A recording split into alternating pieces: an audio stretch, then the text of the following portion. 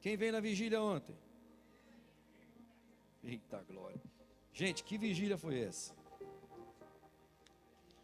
Estava com saudade de vigília assim, dinâmica, alegre, círculo de oração. Só teve um período de oração de joelho, os primeiros 30 minutos. A vigília toda, né, Moisés? De pé. Ciclo de oração. E o fogo caiu. Teve até corinho de fogo ontem na vigília, né, irmã Márcia? Tem que cantar no culto também, viu, servo de Deus? Abra sua Bíblia em Salmos 127. Vamos ler. A minha versão é a essa aí mesmo. Esse Rafa tá ligeiro, hein? Glória a Deus. Salmo 127.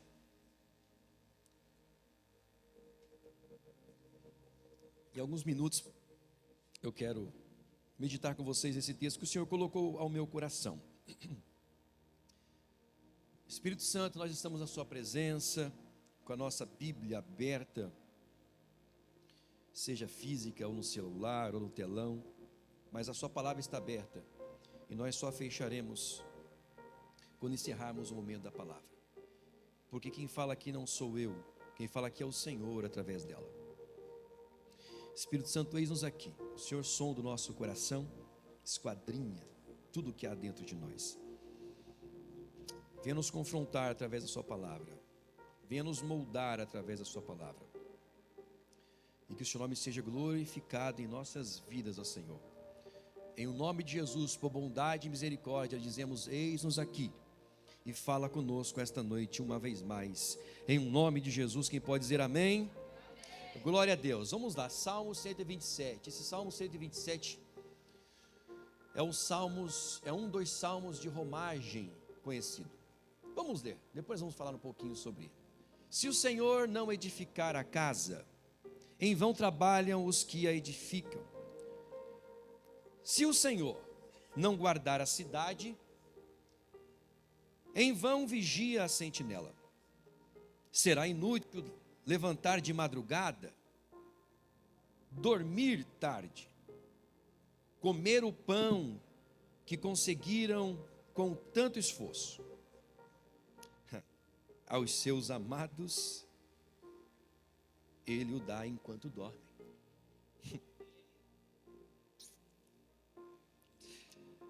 Sente paz aqui. Será inútil levantar de madrugada, dormir tarde, comer o pão que conseguiram com tanto esforço. Aos seus amados, Ele o dá enquanto dormem. Você se sente amado por Jesus? 3. Herança do Senhor são os filhos, o fruto do ventre, seu galardão. Como flechas na mão do guerreiro ou do valente, assim são os filhos da sua mocidade. Feliz o homem que enche deles a sua aljava, não será envergonhado quando enfrentar os seus inimigos no tribunal. Esse salmo, como falei, é um dos salmos de romagem. O salmo de romagem, ele pode ser conhecido como salmos de peregrinação ou cânticos de degraus. Por que tem esse nome? Você sabe disso, eu quero só refrescar a sua memória. Esse nome de romagem, peregrinação e degraus é justamente porque o povo peregrinava no mínimo, por 3 festas durante o ano para a Terra Santa, Jerusalém. Lembra quais eram as festas? Tinham bastante, mas as 3 principais: tabernáculo, Pentecoste, pães asmos, festa de Páscoa. Então esse povo tinham que ir para Jerusalém, e durante a sua peregrinação eles iam cantando alguns cânticos. Esses cânticos que eram cantados, eles estão descritos como romagem, peregrinação, cântico de degraus. Quais são esses cânticos? De Salmos 120 até Salmos 134, são os cânticos, os salmos de romagem, são esses todos. Então, quando você quiser imaginar o que é que o povo cantava peregrinando até Jerusalém, é só você ler esses 14 salmos, 120 até 134. Então você imagina comigo, a peregrinação desse povo, nós estamos falando de um período antes da famosa Pax Romana. Por que eu estou citando a Pax Romana? Porque a Pax Romana veio trazer pedágio pelas vias, porém ela trazia paz pelas vias também, segurança pelas vias. O Império Romano conseguiu colocar segurança para que o povo viajasse e não fossem assaltados pelos salteadores. Mas nós estamos falando de um período que antecedeu a isso, não tinha essa segurança nas vias. Então, o povo que peregrinava até Jerusalém passavam por riscos, corriam riscos, eram assaltados. Quando o Senhor conta a parábola do bom samaritano, Ele está se debruçando sobre a história de alguém que peregrinava no caminho a Jerusalém. Você pode ver que na parábola ele fala que havia um sacerdote, um levita, que estava descendo de Jerusalém a Samaria, mas o samaritano estava subindo. Então era alguém que estava peregrinando até a Terra Santa, até Jerusalém. O que isso significa? Que esta época, todos que queriam ir até Jerusalém, entendiam que em Jerusalém se tinha a presença de Yahvé. Em Jerusalém significava a casa de Deus. Em Jerusalém significava o lugar que eu tinha um encontro com o Senhor. Eu passava o ano inteiro na minha casa. Deus estava também presente comigo. Mas eu tinha esse interesse de, pelo menos em uma dessas festas, subir até a Terra Santa, subir até Jerusalém, porque lá eu tinha um encontro com o meu Criador. Então esse povo subia até lá, mas corriam riscos, eram assaltados, famílias eram perseguidas. Mas ainda assim, esse povo, irmão Edson, não deixavam de peregrinar até Jerusalém, todos os anos. É por isso que quando você vai ler o Salmo agora, sabendo disso, eu vou ler com você novamente. Vai fazer mais sentido o Salmo 127. O Salmo 127 não era cantado e falado de qualquer forma, em qualquer região. Era o povo que ia caminhando, dia após dia. E todas as manhãs, e todas as tardes, e todas as noites, peregrinando, eles peregrinavam cantando, caminhavam cantando. Se o Senhor não edificar a casa, em vão trabalham os que a edificam.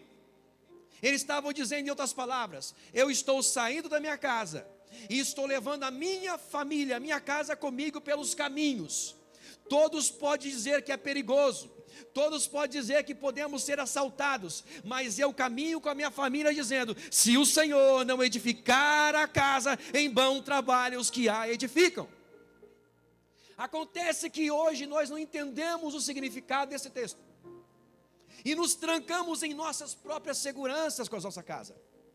Eu protejo a minha família, eu protejo a minha filha linda, eu protejo a minha linda esposa, e eu acho que isso é tudo. Meu irmão, a segurança que eu proponho para minha família não é nada. Adiantou algum milionário que a sua casa não foi devastada pelo furacão? Pode ser na maior ou menor casa, o furacão chegou e levou tudo. Você pode ter uma família protegida do jeito que você quiser, com a sua própria força. O fogo pode chegar e consumir a casa e acabar com tudo. Jó era o homem mais rico da face da terra. Veio um vento, um ventinho só, matou todos os seus 10 filhos. Isso mostra que a nossa segurança, ela é nada. Pastor, então eu não devo proteger minha família? Não disse isso. Deve proteger a sua família. Mas você tem que ter no seu coração o cântico que esse povo tinha quando peregrinavam pelo caminho até Jerusalém. Nós não precisamos mais ir para Jerusalém para obter a presença do Senhor. Ele habita em nós. Pregamos isso aqui na vigília ontem. Então o que eu tenho que fazer, pastor? É todas as manhãs acordar e dizer: Senhor, eu tenho lutado, eu tenho protegido a minha família, mas se o Senhor não edificar a minha casa, em vão eu vou trabalhar. Ninguém dá glória. Quer ver você dar glória? Enquanto você tem uma vida de presença com o Senhor, você vai continuar trabalhando, você vai continuar edificando, você vai continuar protegendo, labutando, suando, derramando suor, às vezes até sangue no seu trabalho, para poder conquistar tudo na sua casa. Enquanto você estiver na presença do Senhor, você vai perceber que tudo que você faz ainda é pouco perante aquilo que o Senhor continua fazendo para a sua casa, para a sua família. Sabe por quê? Enquanto você está trabalhando, seus filhos estão na sua escola. Os nossos filhos passam a maior parte do dia longe de nós. A sua força, o seu trabalho não consegue proteger ele na escola. Sabe por que eles estão sendo protegidos? Pela presença do nosso Deus que está em mim, está na minha filha, está nos seus filhos também. Em nome de Jesus, se eu fosse você, levantava a sua mão direita para o céu, porque eu quero profetizar sobre a sua vida essa noite. Existe uma unção de presença em você, nos seus filhos, na sua casa, no seu trabalho. Aonde você colocar a planta dos pés, o Senhor colocará o pé dele também, e a bênção do Senhor correrá uma atrás de você e te alcançarão. E se você acredita nisso, dá um glória, aplaude o Senhor, aleluia, glória a Deus, aleluia. Olha só, vamos então olhar para esse texto. Se o Senhor não edificar a casa, em vão trabalham os que a edificam. O homem pode construir uma casa, e ainda assim ele pode nunca morar nessa casa. A casa que você pode construir, pode ser que você nunca venha morar nela. Não significa que eu estou construindo uma casa e que eu vou morar nessa casa. Não depende apenas de mim. É isso que o texto está dizendo. Como assim, pastor? Vamos ler um texto? Sofonias capítulo 1, versículo 13. Abre. Sofonias capítulo 1, versículo 13. Pastor, tem Sofonias na Bíblia? Profeta Sofonias, capítulo 1, versículo 13.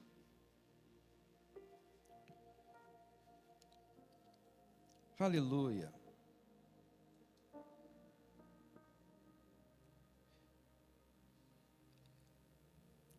Versículo 13 é o versículo chave. Eu quero ler com vocês algum texto. Eu vou discorrer aqui a partir do versículo 2. Capítulo 1, versículo 2. Certamente consumirei todas as coisas sobre a face da terra, diz o Senhor. Consumirei as pessoas e os animais, consumirei as aves do céu, os peixes do mar e as ofensas com os ímpios. E exterminarei os seres humanos da face da terra, diz o Senhor. Estenderei a mão contra Judá e contra todos os moradores de Jerusalém. Exterminarei deste lugar o resto de Baal e a lembrança dos ministros dos ídolos e dos seus sacerdotes. Exterminarei os que sobre os terraços adoram o exército do céu, e os que adoram o Senhor e juram por ele e também por Milcom. Milcom aqui é o seu rei, o seu Deus. Pode ser Baal, pode ser Mamon, pode ser Aserá, pode ser... Por que está escrito Milcom? Porque trazer para os nossos dias qual é o Deus, qual é o seu rei, qual é o seu Senhor hoje. O que você tem colocado como Deus, como ídolo para você? É isso que está dizendo aqui o texto. Farei desaparecer também os que deixam de seguir o Senhor e os que não buscam o Senhor, nem perguntam por Ele. Percebe que o texto está dizendo que o Senhor vai exterminar, vai destruir e vai acabar. Vai permitir que a perdição chegue. Para quem? Para pessoas que estão colocando qualquer outra coisa no lugar de Deus. É isso que o texto está dizendo aqui. Agora olha só, versículo 13 é o que vai dizer. Por isso, os bens deles serão saqueados e as suas casas serão destruídas. Agora olha só o que vai dizer. Eles construirão casas, mas não habitarão nelas. O que o Senhor está dizendo aqui com essa palavra? É uma palavra de disciplina para este povo. O Senhor está dizendo: ei, eu tenho dado tudo para vocês. Vocês têm observado que eu tenho feito tudo para vocês. Eu trouxe vocês que não tinha terra, que não tinha casas, e trouxe vocês para uma terra que mana leite e mel. Tenho dado tudo que vocês precisam. E já antemão disse: não se misture com esses povos. E o que vocês têm feito? Têm se misturado. O que isso resultou para vocês? Idolatria. Vocês aprenderam sobre outros deuses, sobre outras divindades. Mais do que isso, vocês têm colocado altares dentro da vida de vocês, da casa de vocês, postes ídolos. Com tudo o que se permite nesse século, vocês têm permitido entrar no coração de vocês, a ponto de que, sem que vocês percebam, eu, Senhor, não sou mais a primazia na vida de vocês. Duro é ouvir palavras como esta. Duro é você ouvir palavras como esta sem dever.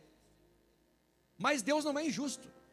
Me ajude a pregar? Olha para quem está no seu lado e fala: nosso Deus não é injusto. Me ajuda a pregar, diga aí para quem está do seu lado: meu Deus não é injusto. Diga: o seu Deus não é injusto. Jamais o Senhor cometeria a injustiça de dizer uma palavra de juízo como essa para alguém que não está fazendo o que está dizendo que está sendo feito. Pastor, na minha casa não tem imagem de escultura. E quem falou que idolatria é só a imagem da Maria?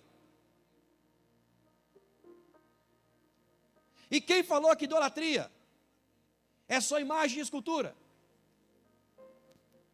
Nós estamos vivendo num tempo onde crentes estão muito mais idólatras do que os nossos irmãos católicos. Pelo menos eles estão declarados em idolatria a umas imagens. E nós idolatramos nosso telefone, idolatramos nossos tênis, idolatramos nossos carros, idolatramos nossos trabalhos, idolatramos nosso esposo, nossa esposa, nossos filhos. Colocamos coisas no lugar de Deus. Aleluia, uramagai. O Senhor nessa noite está chamando a atenção desta casa. O que você tem colocado em primeiro lugar na sua vida?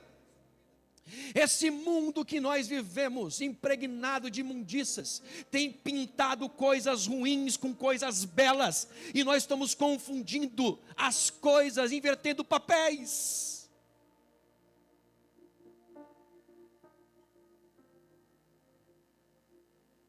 Quantos anos você serve a Deus? Quanto tempo você está ouvindo uma palavra do Senhor dizendo assim: ei, eu não tolero adoração a outra coisa, eu não divido. Nós gostamos de ouvir pregadores e pastores e profetas, claro, dizer: você é menina dos olhos de Deus. Nossa, como eu amo ouvir isso.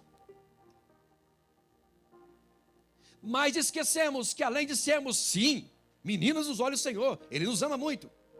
Junto com o seu amor, Ele deixou um mandamento dizendo assim: somente a Deus adorarás, e a ninguém mais. Quanto tempo nós gastamos os nossos dias? Isso não estava no escopo, mas veio quentinho. Quanto tempo nós gastamos os nossos dias com trabalhos, com preocupações? E não estou falando que não tem que trabalhar e preocupar, tá, gente? Eu também sou um trabalhador e um preocupado. Eu estou dizendo, quanto tempo, horas e horas de nossa vida, nós investimos em coisas perecíveis, que basta um ventinho com uma chuvinha e leva tudo, enferruja, a traça corrói. E nós gastamos, investimos tempo nisso. Ei, presta atenção no que eu vou te dizer. Eu sou crente de algum tempo, desde quando eu nasci. Quando a gente fala assim, parece que a gente é velho, né? Mas quando, há um tempo atrás, um crente tinha uma enfermidade, antes de ir para o hospital, ele ia para a igreja. Quando a porta se fechava, antes de recorrer a qualquer outra coisa, mas onde o crente ia, gente? A igreja. Tinha culto de segunda a segunda, e todas as noites tinha crente de joelho. Porque se tem alguém que sofre nessa vida, é crente. É um paralelo. Nós temos Cristo, nós temos a salvação em Cristo Jesus, mas a vida é difícil. E nós entendemos, irmão Sidney, que o lugar de chorar era aos pés de Cristo Jesus. A pergunta surge agora. Posso fazer a pergunta? Quanto tempo você tem gastado aos pés do Senhor?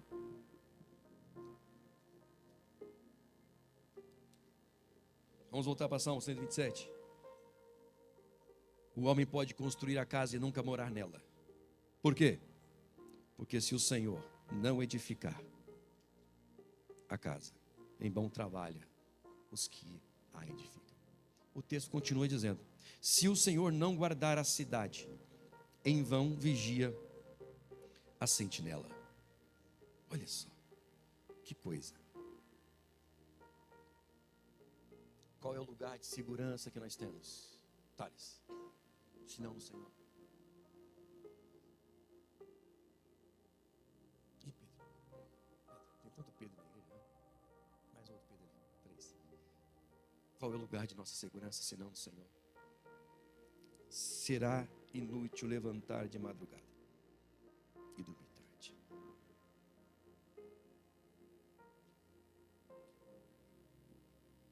Abre comigo o Êxodo capítulo 33, nós pregamos ontem sobre esse texto, lembra?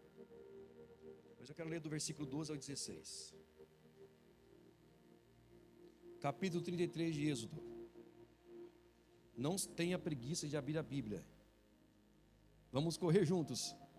Capítulo 33 de Êxodo, versículo 12 até o versículo 16. Lembra? Esse povo, Deus tinha prometido tirá-los do Egito e levar para a terra que manda leite e mel. E, pela peregrinação, esse povo não quiseram levantar altares a Deus. Lembra da vigília ontem que falamos sobre isso? E esses altares a Deus, essa tenda que é lugar de encontro que falamos ontem, o único que resolveu construir e edificar foi Moisés. Mas ele tinha um auxiliador que não entrava na tenda porque respeitava o lugar, mas ficava onde? Na porta. As pessoas da vizinhança, o povo todo, quando Moisés levantava para ir para a tenda de adoração, lugar de encontro, o povo levantava também. Sim ou não? Sim, me ajuda a pregar. Moisés ia caminhando para a tenda, para o lugar de encontro, o povo ia seguindo Moisés, mas não com os passos, com os olhos. Porque aquele que não resolve construir o lugar devido de adoração, ou edificar, ou fazer esse lugar permanecer de pé, vai conseguir enxergar os que assim fazem, mas não consegue seguir com os passos, só apenas observa. O povo observava Moisés, e Moisés ia para a tenda. E o texto diz que quando Moisés entrava na tenda, o que descia? A coluna de fumaça. Shekinah. Presença, mais do que isso, habitação. Então nós entendemos ontem, durante a palavra, que aquele que resolve construir o altar de adoração, edificar esse altar de adoração, fazer que ele permaneça em pé, ele não vai ser só alguém que observa a outra pessoa que vai para este lugar de oração. Ele é aquele que vai para o lugar de oração. Aí nós falamos, na nossa casa nós podemos ter o quarto de guerra, na nossa casa podemos ter altar de adoração. Ei, pensei aqui agora, rapidinho, minha mente boa. Quando nós vamos mudar de casa, todo mundo aqui já mudou aqui na América de casa, pelo menos quando chegou. A gente, ou comprando, alugando, gente. A gente pensa, você ainda não? Vai em nome de Jesus. A gente pensa, vou arrumar o nosso quarto. Lá em casa eu pensei, eu e minha esposa, arrumamos o quarto. Percebe que eu estou colocando só na terceira pessoa, não, tá colocando para todos, tá bom, gente? Eu estou me incluindo nessa palavra aqui, ó. Vou arrumar o quarto nosso. Embora nessa última mudança nós ficamos aqui quase um mês sem cama, né, amor? Mas tudo bem. Arrumar o quarto da Ana. Ah, eu tenho que arrumar a sala, um lugar com uma televisão bonita, para assistir um filme. Sim ou não? Office, eu tenho que ter um escritório. No meu caso, ali no meu próprio quarto, mas está lá. Opa, eu tenho que arrumar minha biblioteca. Como que eu vou estudar? Tem 50 mil livros. Ainda não tem a biblioteca, está tudo empilhado lá. Mas eu arrumei o cantinho deles, eu sei onde encontro. Você arrumou o cantinho da oração?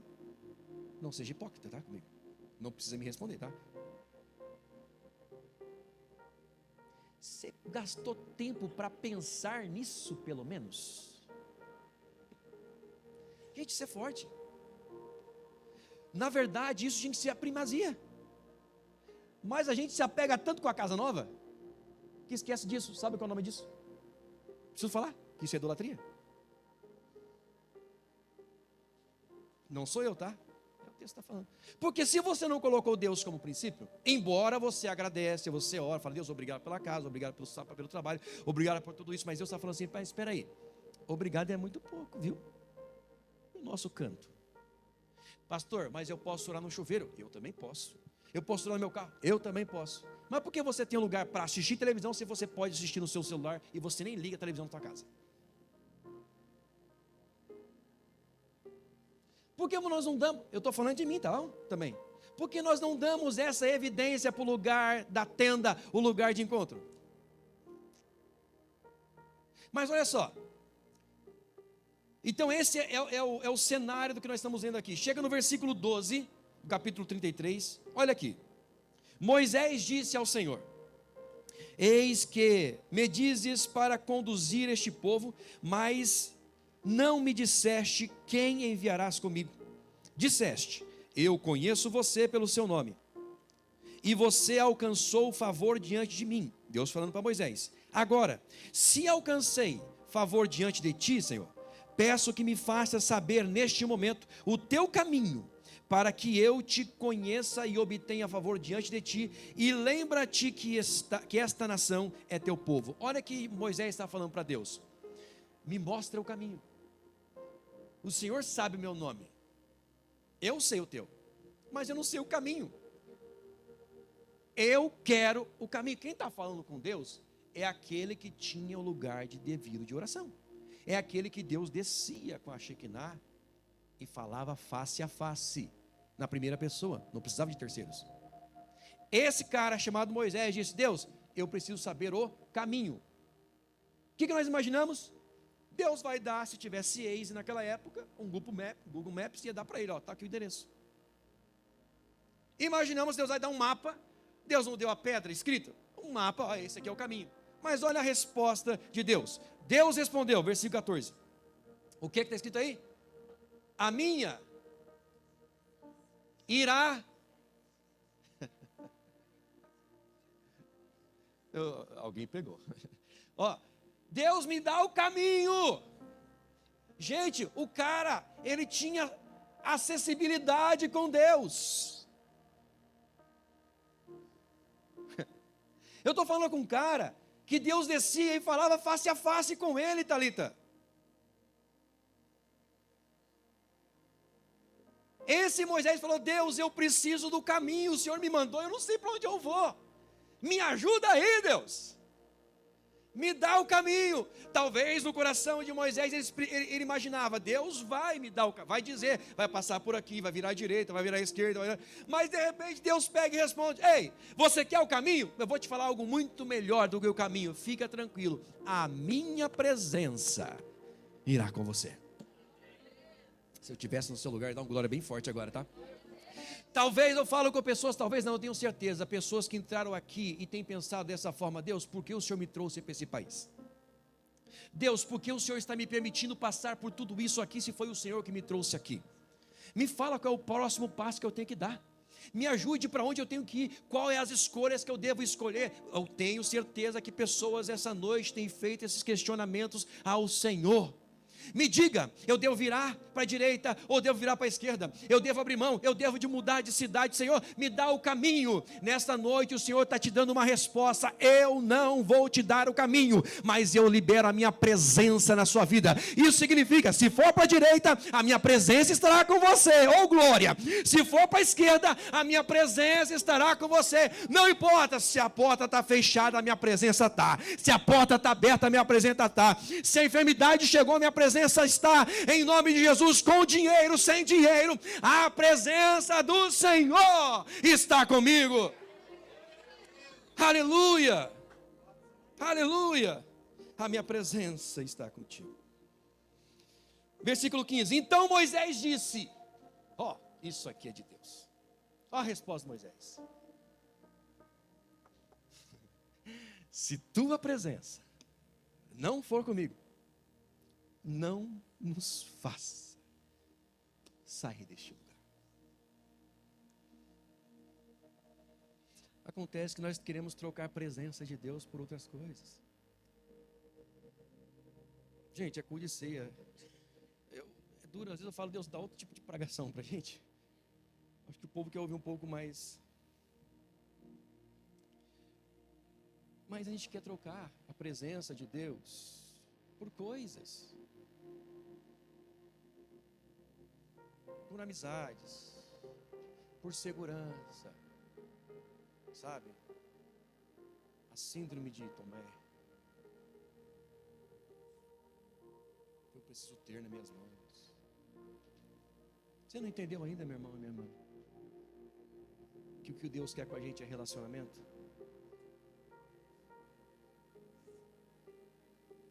Você não entendeu isso aí? Sabe? Algumas pessoas que caminham com a gente sabem que estamos enfrentando uma das piores crises.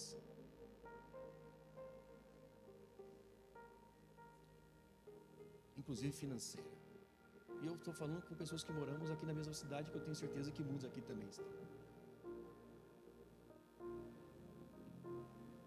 Em todas as orações que temos feito, nós fomos final de semana para outro lugar.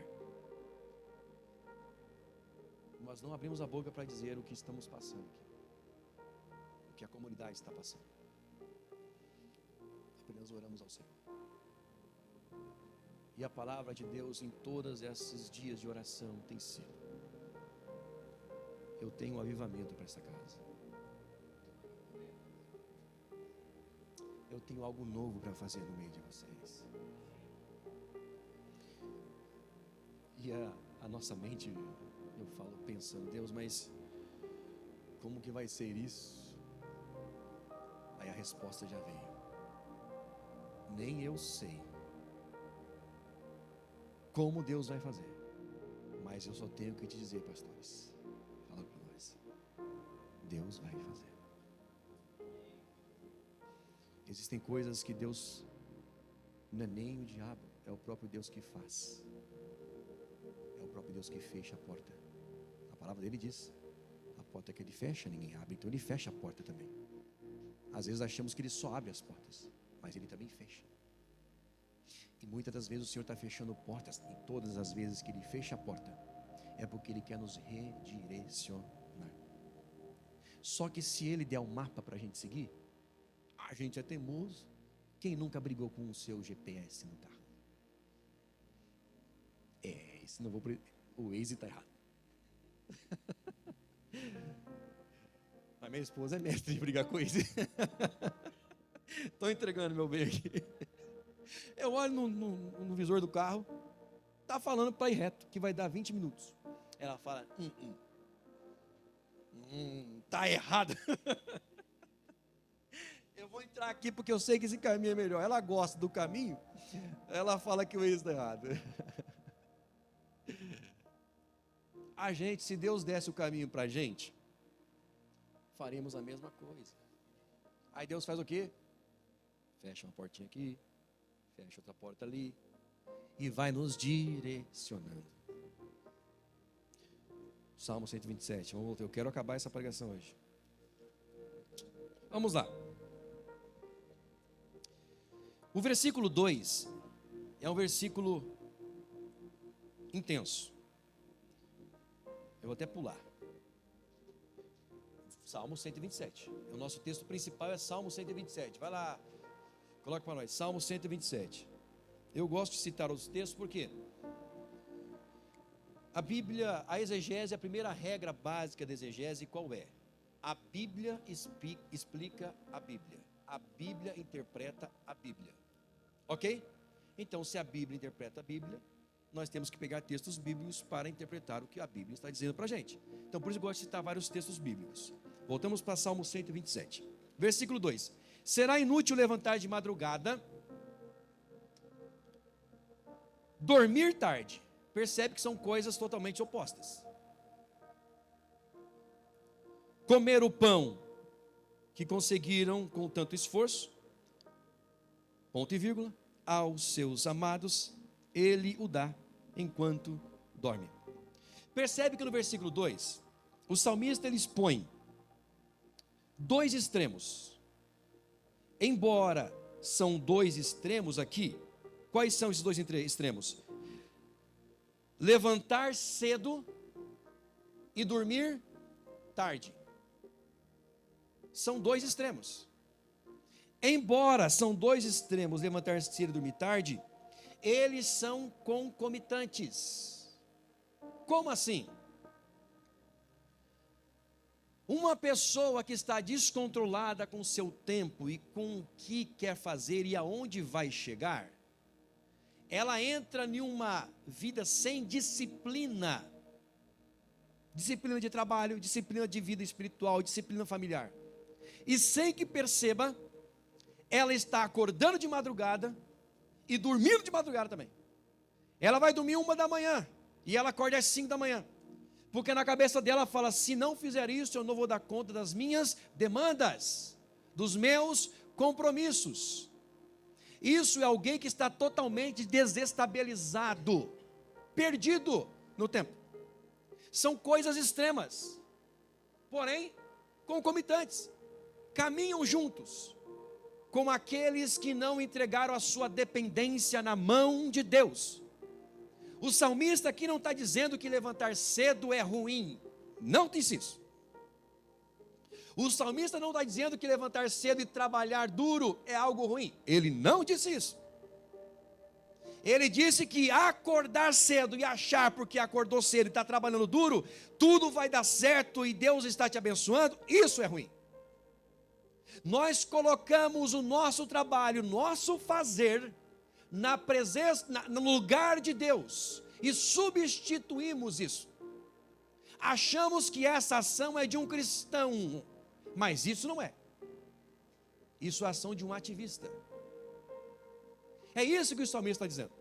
E ele fala, aquele que não coloca a sua dependência em Deus, além de acordar cedo, ele passa a dormir tarde, porque a sua vida se tornou uma bagunça. Qual é o resultado de tudo isso? Uma vida sem controle. Tem o resultado. E o resultado está no mesmo versículo. Mesmo versículo. Comer o pão que... Alguém pode ler comigo? Comer o pão que... Com... O pão da preocupação. O pão da ansiedade. Isso é resultado de quem não entregou a sua dependência na mão de Deus e está vivendo uma vida descontrolada. Pão de dores. Pão de dores. Por falar em pão de dores, como a Bíblia explica a Bíblia? Lá no Gênesis tem uma coisa sobre isso aí, não tem não? Vamos lá, Gênesis capítulo 3. Gênesis capítulo 3. Versículo... Como nós identificamos isso? Capítulo 3 fala da queda do homem. Então no capítulo 3 de Gênesis, versículo 17, se não me falha a memória.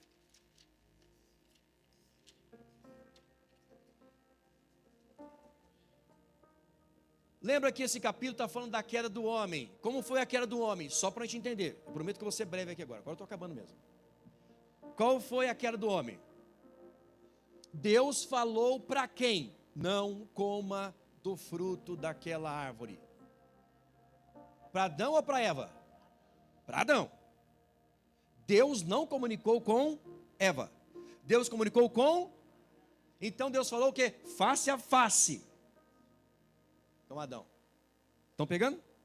Tenda, Deus fala face a face. Lugar de encontro com Deus, Deus fala face a face. Então Deus falou com Adão face a face. Não coma desse fruto. Porém, a serpente veio e confundiu a mente de quem? Da Eva ou do Adão? Pronto. O Adão havia avisado a sua esposa. Porém, a serpente veio e não falou com Adão, falou com Eva. Aqui a gente pega os detalhes dessa história. Quem tem a sua tenda, o lugar de encontro com Deus, e fala face a face com Deus, não tem espaço para ouvir a voz de Satanás. Isso é bom, mas não quer dizer que Satanás não vai lutar contra a tua vida, porque é contra você que tem a tenda do encontro com Deus que ele quer lutar, porque quem não tem tenda, ele não está dando nem moral. O pastor está dizendo que se eu não tenho lugar de encontro com Deus, Satanás não está lutando contra mim? Não, ele não está nem ligando mais para você. Ele só está usando você de manobra. Massa de manobra. Está falando que eu estou endemoniado? Não disse isso. Eu estou falando que aqueles que não têm lugar de encontro com Deus vira massa de manobra. Ele usa essas pessoas para atentar e atingir quem tem um lugar de encontro com Deus. Foi assim que foi com Adão. A Eva, a serpente, o diabo foi lá e come da árvore, ela foi e comeu. Não satisfeita, veio e falou: ô, meu marido. Ele foi e comeu a maçã também. Maçã não, um fruto. A gente fala que é maçã, mas não é maçã.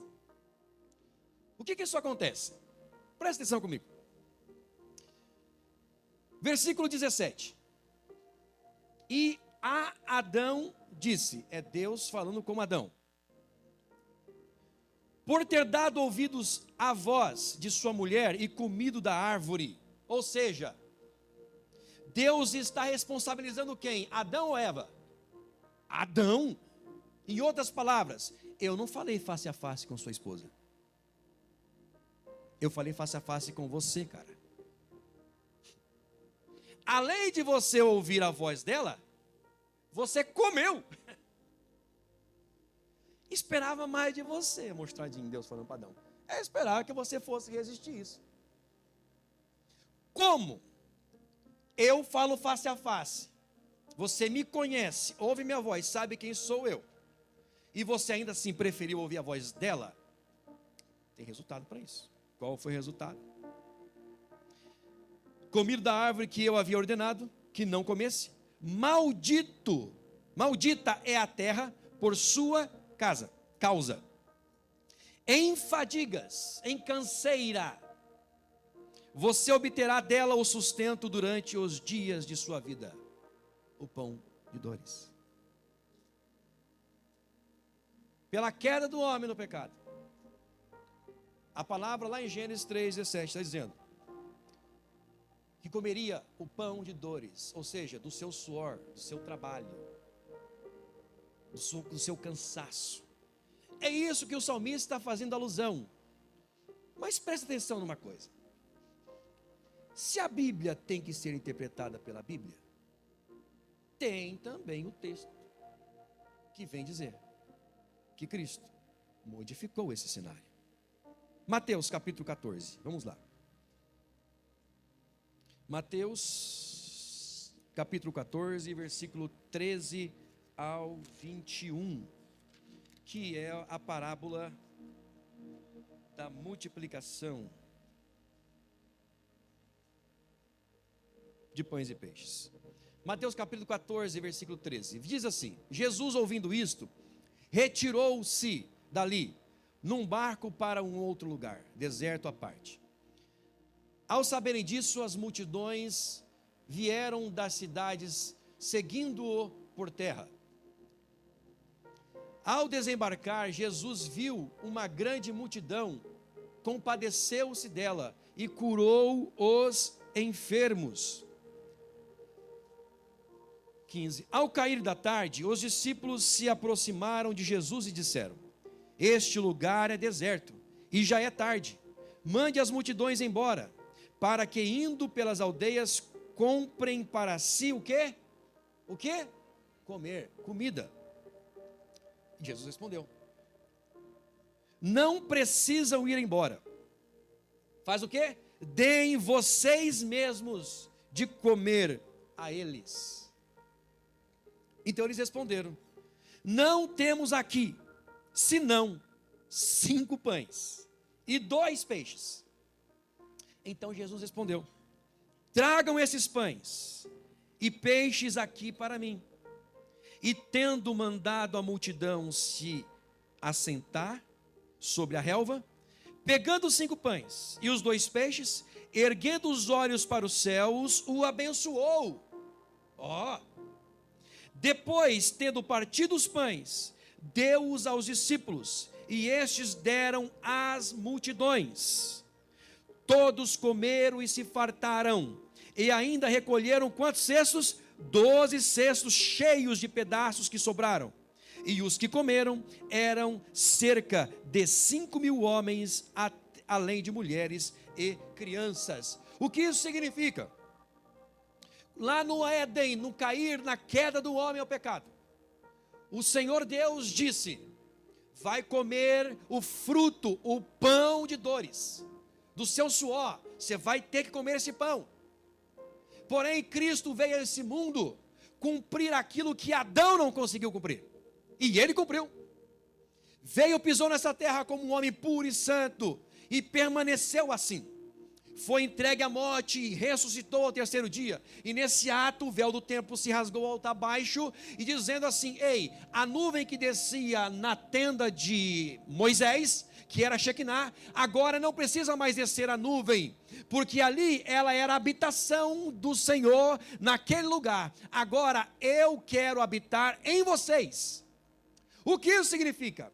Cristo Jesus está dizendo nesse exemplo: o pão de dores, se você não colocar nas mãos de Deus e não entender a sua dependência em Deus, sempre será pouco para você.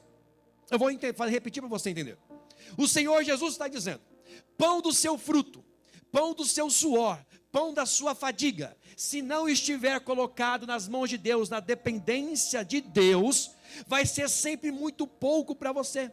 Pessoas que acreditam na sua própria força, pode ganhar o tanto de pão que for, vai ter como nele um espírito de mesquinho, de avareza, de egoísmo, só serve para ele porque o fruto é do seu trabalho. Pessoas assim têm dificuldade de perdoar, dificuldade de amar o próximo, dificuldade de amar aqueles que o aborrecem.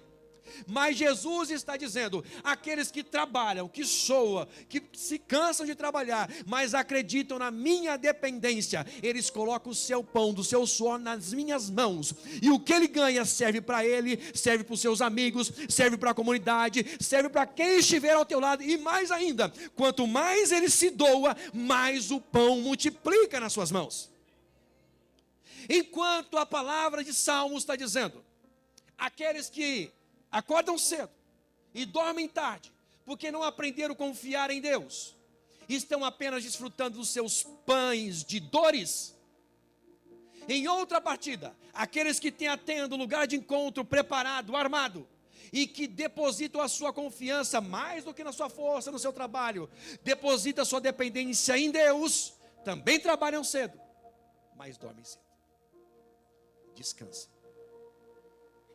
Descansam tanto, que pode descansar até poucas horas pela noite, mas quando acorda, teve a sua energia, o seu corpo físico revigorado, porque enquanto estava trabalhando, Deus estava reafirmando, revigorando as suas energias.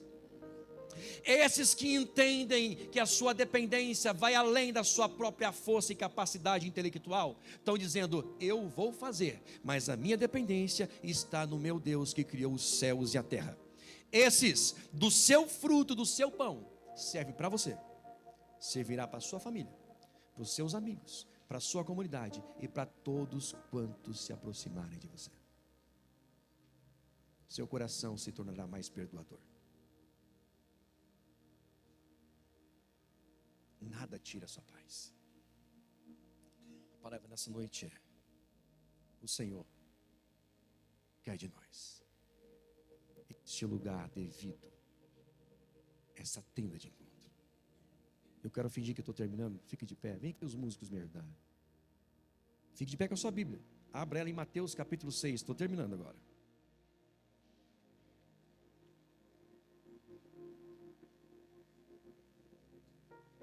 Mateus 6.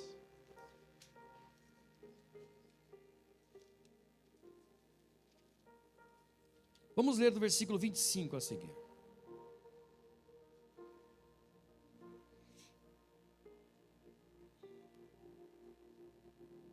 Mateus capítulo 6, versículo 25 a seguir.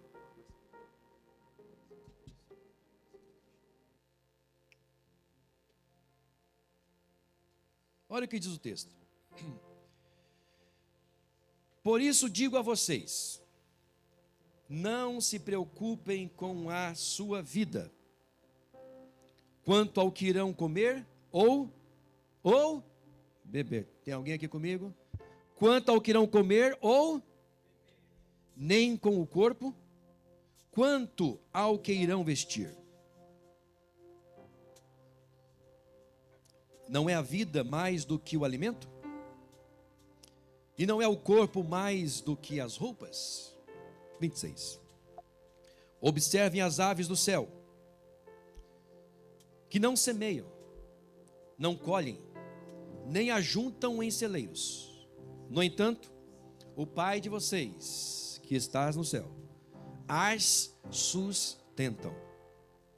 Será que vocês não valem muito mais do que as aves? 27. Enquanto lemos, eu gostaria que você abrisse o seu coração para esta palavra essa noite, para que essa palavra seja entendida por você essa noite. Você já leu isso muitas outras vezes, mas eu gostaria que você saísse daqui com a consciência do que está sendo escrito e lido aqui essa noite. 27. Quem de vocês, por mais que se preocupe, pode acrescentar um côvado ao curso da sua vida? E por se preocuparem com o que vão vestir, observem como crescem os lírios do campo. Eles não trabalham, eles não fiam. Eu, porém, afirmo a vocês, que nem Salomão, em toda a sua glória, se vestiu como qualquer deles. Ora, se Deus veste assim a erva do campo, que hoje existe e amanhã é lançada no forno, não fará muito mais por vocês, homens de pequena fé. 31. Portanto, não se preocupem dizendo: que comeremos, que beberemos, ou com que nos vestiremos? Porque os gentios é que procuram todas estas coisas. O Pai de vocês, que está no céu, sabe que vocês precisam de todas elas. 33. Mas, portanto, todavia, busque em primeiro lugar o reino de Deus e a sua justiça, e todas, diga todas estas coisas lhe serão acrescentadas. Busque em primeiro lugar o reino de Deus e a sua justiça, e todas essas coisas lhe serão acrescentadas. Eu vou repetir esse versículo até você entender o que Jesus está dizendo. Mas busque em primeiro lugar o reino de Deus e a sua justiça, e todas essas coisas lhe serão acrescentadas. Levante a sua mão direita para o céu e repete isso comigo. Mas busque em primeiro lugar o reino de Deus e a sua justiça, e todas essas coisas lhe serão acrescentadas. Repete com força: busque em primeiro lugar o reino de Deus e a sua justiça, e todas essas coisas lhe serão acrescentadas. Tem gente que não entendeu ainda, então seja profeta essa noite. Busque em primeiro lugar o reino de Deus, a sua justiça, e todas essas coisas lhe serão acrescentadas. Jesus não está falando vai ser uma, vai ser outra, ou vai ser qualquer. Ele está dizendo: todas as suas necessidades, todas as ansiedades, lança aos pés do Senhor Jesus, porque Ele tem cuidado de vocês. Todas essas coisas lhe serão acrescentadas. O que está faltando para você? O que é que está te faltando? Duro é acordarmos sem saber o que vamos fazer. Isso tem te preocupado? Não sou eu que estou dizendo, queridão. Pastor, pelo jeito você não se preocupa. Claro que eu me preocupei. Estou até careca. Pastor, você não perde sono? Já perdi. De vez em quando. Ainda perco.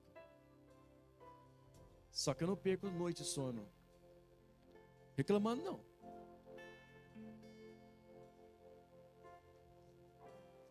A minha filha tem que saber que o pai dela está preocupado com o orçamento da casa, mas ela tem que ver o pai dela de joelhos dobrados dizendo: Senhor, eu confio em Ti. Onde está a sua confiança, meu irmão e minha irmã? Onde está a nossa confiança? Quando foi que o Senhor te desamparou? Quando foi? Hoje é uma noite de reencontro com o Senhor. Não vou te chamar aqui à frente porque a mesa da ceia está posta, mas aonde você está? Cubra sua cabeça, feche seus olhos. Se o seu altar talvez foi contaminado por algum outro altar, é noite de você refazer esse altar. Reconstrua. Vamos reedificar. Pensa agora, o que é que você tem colocado como primeiro lugar? Nada do que foi pregado, do que preguei essa noite é novidade para você, nem para mim.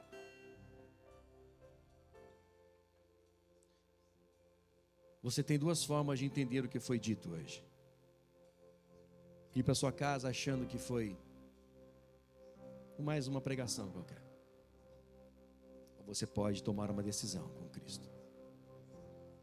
Falar: Senhor, me perdi pelo caminho. Quem sou eu? Feche seus olhos, cubra sua cabeça. Enquanto estou aqui dizendo, faça uma oração com compromisso com o Senhor. Desde essa madrugada o Senhor colocou essa palavra sobre essa temática em nosso coração. Levante o seu altar a Deus. A sua casa não está precisando de mais dólares. A sua casa está precisando de mais oração. Seu casamento não está precisando de mais amor. Seu casamento está precisando que você dobre os joelhos com a sua esposa. Seus filhos não estão precisando de educação mais. Você tem feito isso. Seus filhos estão precisando que os pais façam cultos domésticos. Ensine o seu filho no caminho em que deve andar. Suas finanças, nada que você imagina que esteja precisando. Apenas disso. Também disso. Mas em primeiro lugar, o que nossa vida precisa é que o nosso altar a Deus seja reedificado. E qualquer outro altar seja destruído. Eu quero orar com você essa noite. Senhor, nos ajude, Senhor, a evoluirmos, a melhorarmos, a reconstruirmos este altar. Nós nos lançamos à sua presença, aos seus pés esta noite. O Senhor nos deu essa palavra e nós acreditamos que a sua palavra ela é genuína, ela é verdadeira.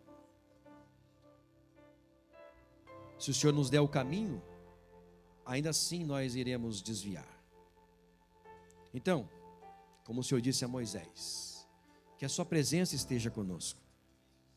Mas nós entendemos que para a presença do Senhor estar conosco, é necessário que o nosso altar devido de adoração esteja alicerçado. Então, Senhor, eu faço contigo, eu creio que os meus irmãos na sua casa, aqui na igreja também estão fazendo. Reparando o nosso altar. Reparando o nosso altar. Reparando o nosso altar.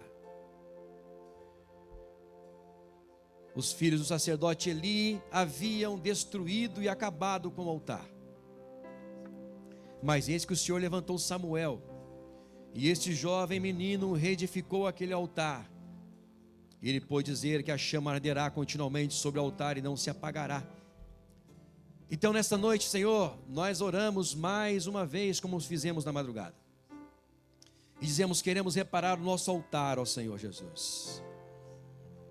E queremos pedir ao Senhor, desça com a sua presença, com o seu fogo, e venha consumir tudo em pureza, porque sozinho nós não conseguimos. Mas nós declaramos a nossa dependência, a nossa confiança no Senhor que fez os céus e a terra. Essa noite pode ter entrado aqui, de fato entrou alguns corações preocupados, alguns corações aflitos, pelas dificuldades e pelas demandas que estão surgindo à sua frente. Mas esta noite, nós colocamos a nossa dependência no Senhor. E dizemos: o que nós precisamos é da sua presença, Senhor. Então nós edificamos nosso altar e pedimos: habite em nós, Espírito do Senhor, e nos dê uma unção de ânimo, de força, de ousadia, porque nós queremos confiar em Ti como o Senhor nos ensinou. Nós queremos confiar em Ti como o Senhor nos confiou, nos ensinou a confiar. Pai, nós declaramos um novo tempo sobre cada família, sobre cada casa. Um tempo de conquista, um tempo de renovo, um tempo de altares ao Senhor construídos e edificados. Em nome de Jesus Cristo, declaramos sobre cada casa cultos domésticos, altares de oração. Pela fé eu posso ver casais orando juntos, famílias reunidas para ler a Bíblia e para orar juntos ao Senhor. Em tempos de crise é o tempo que o Senhor prepara para que nós nos reaproximamos do Senhor. E aqui dizemos isso, é o que nós queremos, é alinhamento contigo, Senhor. Desça com a sua unção de alinhamento sobre esta família, sobre esta casa, Senhor. Em o nome de Jesus, eu falo com pessoas que acreditam nisso. Agora levante as suas mãos aos céus e diga: Senhor, reaviva minha casa, minha família, realinha a nossa vida, Senhor. Em nome de Jesus, em nome de Jesus.